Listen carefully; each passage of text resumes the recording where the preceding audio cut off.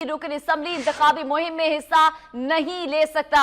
हल्का NA-63 jail में ज़िमनी इंतखाब के मौके पर हमजा शहबाज को ज़ाब्ता इखलाक की खिलाफ वर्जी पर शोकॉज नोटिस जारी कर दिया गया है। रिटर्निंग ऑफिसर जेलम के मुताबिक कोई भी रुकन असम्बली इंतखाबी मुहिम में हिस्सा नहीं ले सकता। इसी बारे में मजीद अपडेट्स देंगे सरदार हमीद से। सरदार हमीद, तफसीलात दीजिएगा।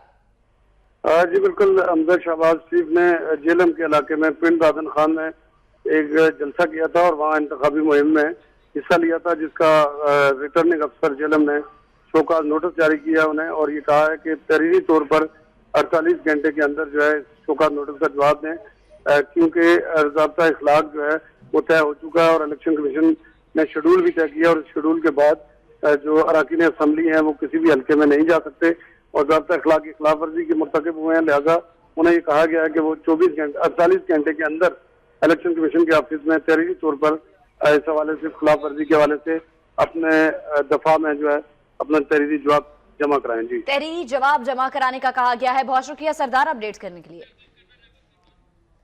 हमजा शहबाज शरीफ के हवाले से आपको खबर दें कि हल्का NA-63 जेहलम में ज़िमनी इंतखाब के मौके पर हमजा शहबाज को ज़ाब्ता इखलाक की खिलाफ वर्जी पर शोकॉज नोटिस जारी किया गया। रिटर्निंग ऑफिसर जेहलम के मुताबिक कोई भी रुकन असम्बली इंतखाबी मुहिम में हिस्सा नहीं ले सकता। इसी से मुताल्लिक उन्हें नोटिस भी जारी किया गया है और ये भी हुक्म दिया गया है कि जल्द से जल्द वो अपना जवाब जमा करवाएं।